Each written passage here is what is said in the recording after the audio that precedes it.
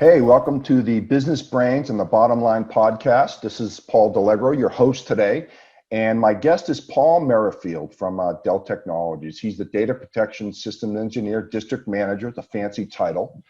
And the subject for today is, data protection, cyber resiliency. And as you know, Paul, this is the big topic, right? Every company is worried about how they protect their data. And I'll speak for myself personally, and I'll toss it over to you. A lot of customers call us when they have problems, right? And they want us to remediate the problem, whether it be they got hacked or they can't back up their data or they had an outage, they got to restore their data. And there's a lot to it. And so, you've been doing this a long time. I have a lot of respect for your knowledge in the industry. And so a couple things. What do you tell your customers, A, and B, if you had a clean piece of paper and a clean slate, what would you do? Like if you had a company that could start from scratch, which is not always the case, as you know, because they've got systems in place that you need to utilize. What do you tell them? Like, how do you start out doing this? Yeah, it's hard to bring the ship into dry dock and just start over again, right? Right. You got this. But hey, before I do that, I should say congrats on your podcast. Thanks for thinking of me as a guest. I'm honored to be on to do this. Thank with you. you, man. I appreciate it. Yeah, it should be fun. We go back a little ways. Our careers have crossed paths a few times, so it's been fun. Today's the Paul show. The Paul and Paul. Yeah. In fact, I think we're like right down the road from each other, right? Yeah. Right around we could have probably done this in person, actually. So we would have had to have the masks on. Yeah, that's true. Good point. You can't start over. It's impossible, right? I guess if you're starting a new business, you could, but you probably can't afford to do what you need to do if you're starting a new business, right? So everybody's starting from someplace. I think the thing that I would encourage folks to do is, think about ransomware, and it's easy. You could put it in the bucket of thinking like, oh, that'll never happen to me. That's just like these things I read about in CNET or Tech Rags or whatever. But all you got to do is like look around at little podunk school districts on the on the border towns in Texas, or look at our states. The state of Texas has been hacked several times. DPS, different departments. State of Louisiana has declared national state emergencies because of it. City of New Orleans got hit. So you hear a lot about it in municipalities because they have to report it. You don't always hear about it in businesses, or you hear about it in arrears, 6, 9, 10 months after stuff happens. So, it happens to the big companies. It happens to the small companies. It's not just, one nation state acting against another one. I mean, these are real deal things that happen.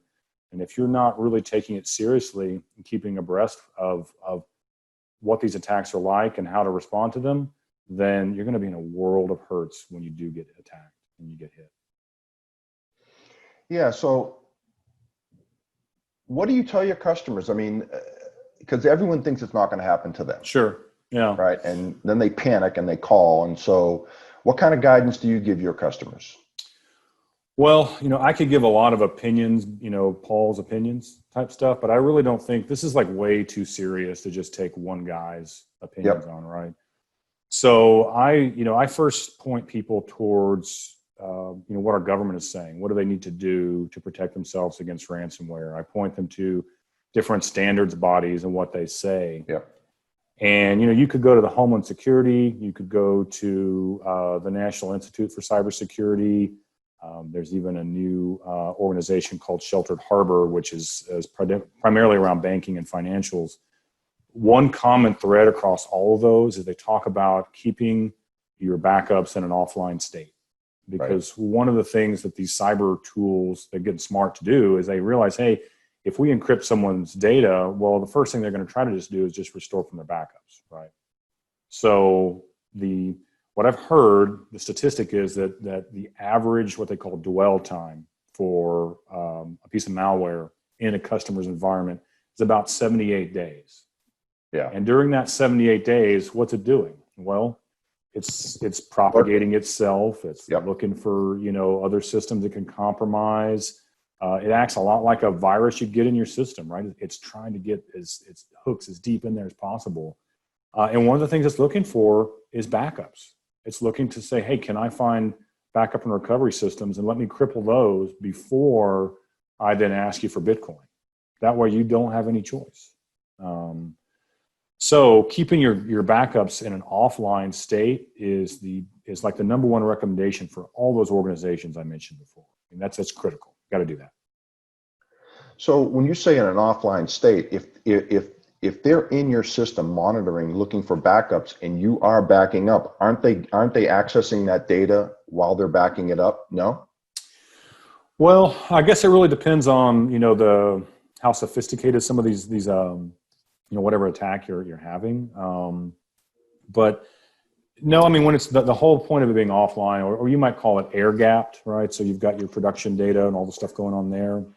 And then you want to get a copy somewhere else. And so traditionally people think of offline, air gap, whatever you want to call it, as like, I want to get data on tape because that's offline, right? If my computer is hacked and I've got it on a tape, nothing, it can't jump over the air to that tape, right? So that's what people have done for a long time to address that. But they weren't necessarily doing that for ransomware recoveries, right? They were doing that for, hey, in case my building catches on fire, I've got a copy and tape somewhere, right? I got a copy somewhere else. Right. But, the world's moved on from that for operational backups and recoveries. In fact, a lot of customers don't even have tape in their environment anymore, right? It's not even there. So yes, okay, it's probably better than nothing, but we all know that recovering, the petabytes and petabytes of data we built our businesses on today from tape is not just not feasible, right? Yeah. So people look to other ways to do it, right? Get the data off to some other network. I mean, you could technically say, hey, let's vault it into a cloud somewhere that's at least out of my environment. But if it's connected, it's still a point of compromise, right? The only real safe and secure way to do that is a system that's really built with air gap in mind. I'm not here to do a commercial for my employer today, right? Yep. But that is a big part of our message, right? It's like, hey, there's a real difference in just sending data to a different location and sending it somewhere that is an island that no one can get to. It's got a moat around the island, right? With a drawbridge that you can control, let some data in, but you got some guards around that to keep, bad guys from getting in, and you seal it off and you keep it in place. So at that point, if you got to go back to a copy of that data, it's clean, right? You can restore from that data. Yeah, I mean, so part of it is the air gap, right? You got something offline. The other part, though, is once you've got data in there, you want to be able to analyze it because that's the only way you're going to know. Because you're going to, let's just assume you've got a production network that's been compromised, but it's not been, you don't have the skull and crossbones asking you for money yet, right? Well, you're going to get copies of that ransomware into a backup, right? You're going to back that system up. Yep. It's going to have that in there. And you're going to, if you're vaulting your data into an air gap vault, you're going to have that in there. Well, you want to be able to have software that can scan that and recognize it, but not allow it to propagate. And so that's kind of the second piece too. Okay, great. I got my data in an offline vault, but now what? Do I know it's good? Well, no, you don't. You don't know it's any good unless you have something scanning it. So that's another thing we're a big proponent of. You need to have tools that are looking at that data, both scanning it the first time it sees the data, but then scan it today and then yesterday, and then against the day before, against the week before. Right. So you can see kind of over time, hey, this data, maybe it looks like it's doing something really weird, right? The change is just not normal. And that's a way to identify, hey, something's under attack, right? So you want to, if you're analyzing that data and you're using deep forensics on your vault data, then yes, you can know, hey, I've got a clean copy. Boom, I know where all my good copies are. So if tomorrow I'm ransomed, I have a blueprint to where to restore from. That's what you really want. You want the blueprint. So if you go into a situation where, a customer's been breached, right? They've got ransomware. Mm-hmm. What do you do? I mean, I think I know the answer to that, but I think a lot of people out there are kind of scratching their heads wondering what's the next step. Yeah. Well, I've unfortunately I've been involved in at least 6 of these responses with customers, after the fact, right? Yeah. And they all kind of went like this. We get a frantic phone call, or they place a frantic phone call to our support group, right? Yep. The support group doesn't quite understand what's going on. They understand, they can't recover something, but they don't, the customer's maybe not telling them, hey, we've been ransomed, because maybe they're not authorized to, right? So they go through a lot of frustrating calls with support. They end up calling, account teams to escalate. Eventually I get involved and I find out that, oh, okay, a week ago you guys were breached, and you're just now getting around to the recovery part. You've taken stock of the damage. You feel like you've contained it. They'll generally bring in, people to help with that triage, and then they start the recovery effort. So, if customers haven't invested with Dell on the whole cyber strategy, and they just have our recovery technologies in place, then where we usually get involved is, okay, we start assessing, hey, is the data in the backup, is the backup system compromised? Okay, most oftentimes it's not, but it's disconnected, because the world it used to connect to is all encrypted, and so the customer has had to build this new environment, from scratch. And so the backup world doesn't know about any of those new services. And we got to start connecting it, okay, this server is now has a different name, has a different IP address, it's over here on this network. So we have to go through and kind of reconnect some of the plumbing. I kind of liken it to if anyone has ever built a swimming pool, right, and they've got a sprinkler system. Normally they trench through your yard and they cut your pipes. Yeah. Right. And so you got to go through the exercise of and these guys, those sprinkler guys are magicians, man. I'm like, you're never going to get this stuff reconnected. But they go out there and they find all the wires, they get them all reconnected, get all the plumbing reconnected, and the system works again. Right. Yeah. That's kind of what happens on these cyber events. Is it's you might have, okay, my data's in my backup system, but everything else around has been they've cut all the lines. Now I've got to go back through and figure out which lines go where and reconnect all the stuff. And that becomes real frustrating, because, all the things you might have done to performance tune your environment and all these kind of things, those are all gone now. Yeah. You got to kind of figure those all out again so you can get things going. And man, those customers are under such duress when that happens. They're like, the famous age-old question is, when you ask a CISO or something like that, a director of IT, what keeps you up at night? The classic is, us going down, getting breached. I mean, and you're right. We get frantic calls, not to name names, but we get some frantic calls too. And you just try the best you can to remediate. Yeah, it'll really keep you up at night. And, the other thing that I have learned, I guess you asked me, what would you advise people to do, right? I've seen two different recoveries. I've seen a really bad one where it was just, it was just such difficulty in getting all that plumbing reconnected, and then getting the right systems restored, getting the kind of performance that we were expecting, and this and that. Then I've been in scenarios where the customer called and they were almost finished. They just needed a few final things done. They never even called us. Yeah. So they had the tools in place.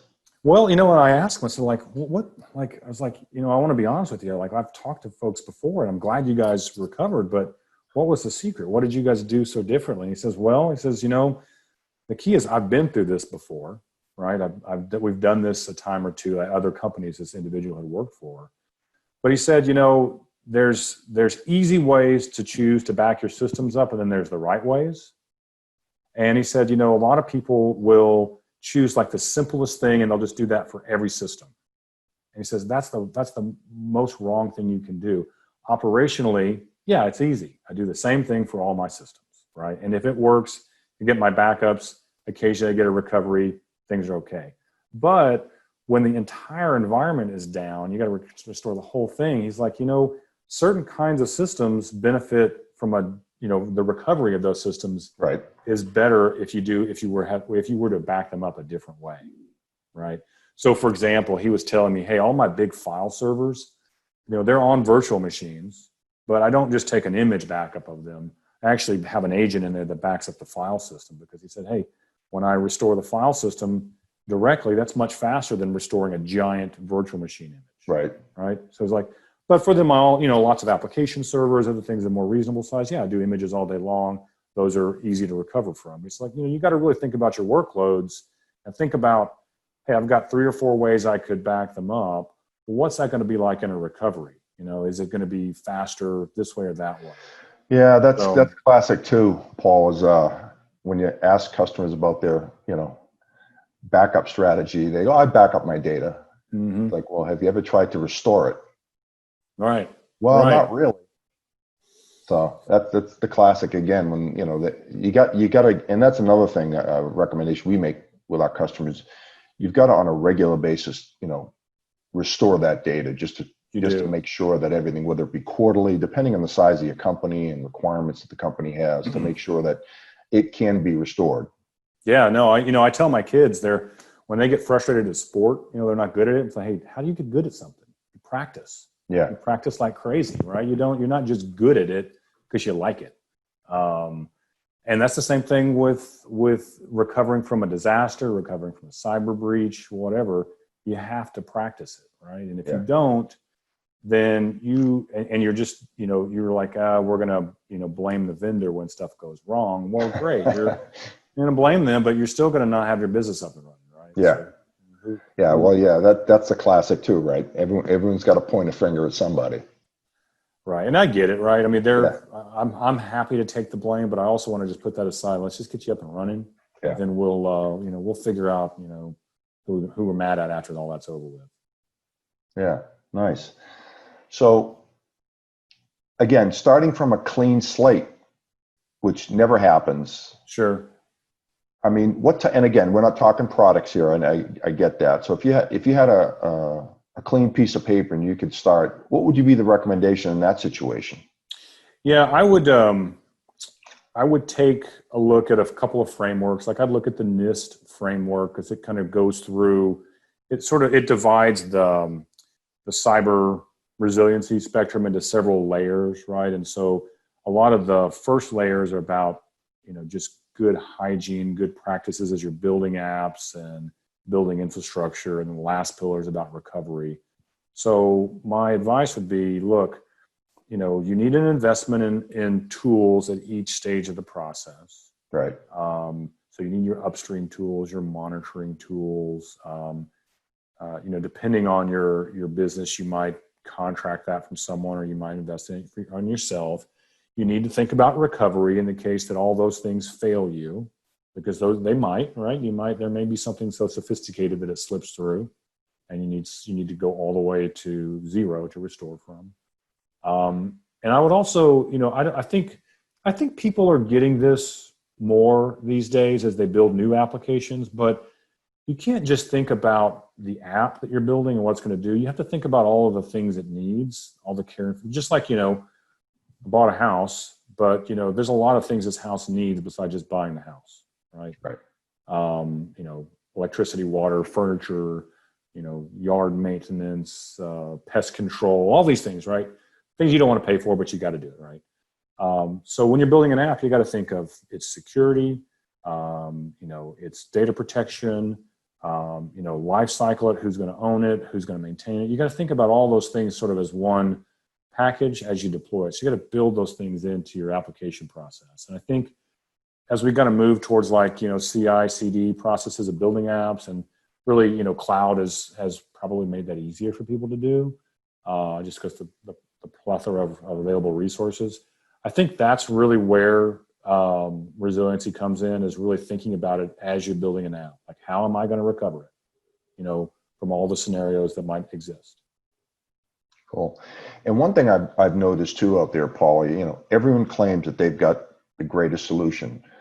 But what I'm finding is you need to take a layered approach to this, correct? In other words, there's not one solution that's going to do everything. Yeah, you're right. So to me, if you have 2 or 3 layers, like you had mentioned, if one misses it, hopefully another layer will catch it.